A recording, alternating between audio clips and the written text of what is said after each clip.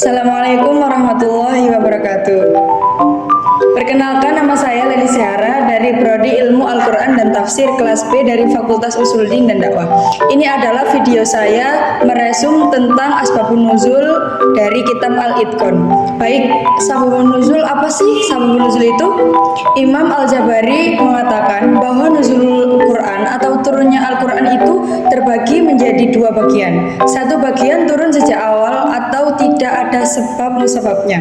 Sedangkan bagian yang lainnya itu turun disertai adanya peristiwa atau adanya pernyataan. Nah, inilah yang kita sebut sebagai sababun nuzul, yaitu kejadian atau peristiwa yang melatar belakangi turunnya ayat Al-Quran dalam rangka menjawab, menjelaskan, dan menyelesaikan masalah-masalah yang muncul dari kejadian tersebut. Dalam hal ini terdapat beberapa permasalahan, yakni masalah pertama, tahukah kalian, sebagian orang mengira bahwasanya tidak ada sababun nuzul karena menganggap ini berlaku sesuai dengan sejarah. Namun, anggapan ini salah. Nyatanya, dengan mengetahui sababun nuzul, kita dapat memperoleh beberapa faedahnya. Lalu, apa sih faedah-faedah mengetahui sababun nuzul itu?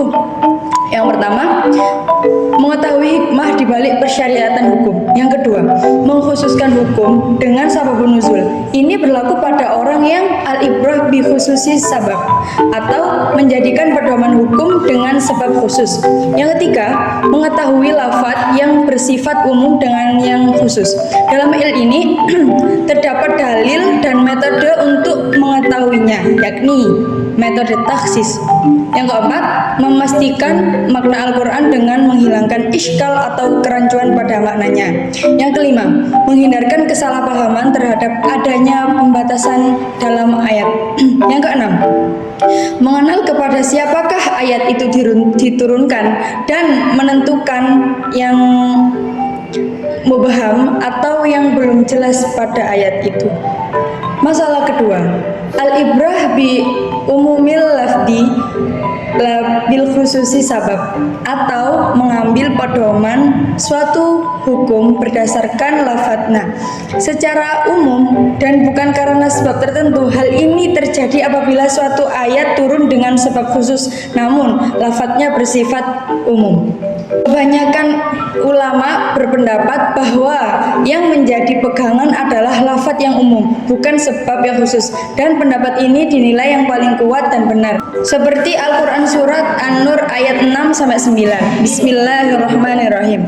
Walladzina yarmuna azwajahum wa lam yakul lahum syuhada'u illa anfusahum fasyahadatu ahadihim arba'u syahadatin billah innahu laminas shadiqin.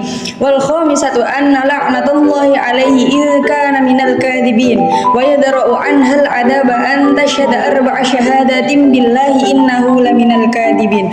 Wal khamisatu anna ghadaballahi alaiha in kana minas shadiqin. Shadaqallahul azim.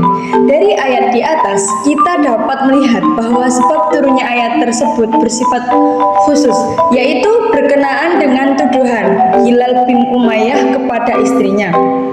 Akan tetapi ayatnya turun dengan lafaz yang umum, yaitu pada lafaz walladzina yarmuna azwajahum, yang artinya dan orang-orang yang menuduh istrinya berzina.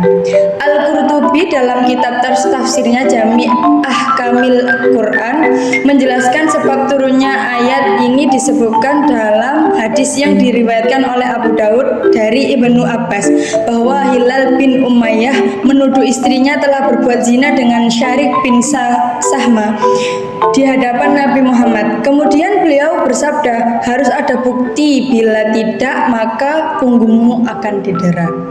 Masalah ketiga, yang telah disebutkan dalam keterangan tadi bahwa bentuk dari sababun nuzul itu bersifat qotiyatut dukhul fi al-am, atau sesuatu yang harus masuk atau termasuk di dalam konteks umum. Kadang-kadang ayat-ayat itu diturunkan berdasarkan sebab-sebab yang khusus, sementara ia diletakkan bersamaan dengan ayat-ayat yang umum dalam rangka memperhatikan susunan Al-Quran dan keindahan untayan kalimat-kalimatnya, sehingga yang khusus itu menjadi dekat dari bentuk sebab dalam kaitannya bahwa ia masuk di dalam yang umum secara pasti. Yang selanjutnya, masalah keempat, Imam Al-Wahidi mengatakan tidak halal berbicara tentang asbabun nuzul kecuali berdasarkan riwayat dan mendengarkan langsung dari orang-orang yang menyaksikan turunnya Al-Quran serta mengetahui masalahnya dan mengamalkan apa yang menjadi isinya. Muhammad bin Sirin berkata, saya pernah bertanya kepada Ubaidah tentang ayat dari Al-Quran, maka beliau berkata, bertakwalah kepada Allah dan berkatalah dengan tepat, karena telah pergi orang-orang yang mengetahui tentang apakah Allah menurunkan Al-Quran. Yang selanjutnya, masalah kelima, sebagian besar pendapat yang dikemukakan oleh ulama tafsir adalah bahwa turunnya ayat itu memiliki sebab-sebab yang beraneka ragam, dan cara untuk mengambil keputusan tentang hal yang demikian itu adalah dengan melihat ungkapan yang ada. Apalagi ada salah seorang di antara mereka yang mengungkapkan dengan kata-kata, ayat ini turun berkenaan dengan masalah ini, dan yang lain juga mengungkapkan kata-kata yang sama. Kemudian yang lain mengungkapkan dengan kata-kata yang lain. Maka kondisi yang seperti ini telah dijelaskan bahwa itu berarti suatu penafsiran, bukan dimaksudkan penyebutan sababun nuzul. Tidak ada pertentangan di antara kedua ungkapan tersebut apabila lafaz atau di ayat itu berkaitan dengan keduanya. Mungkin itu saja yang dapat saya sampaikan. Wabillahi taufiq wal hidayah. Assalamualaikum warahmatullahi wabarakatuh.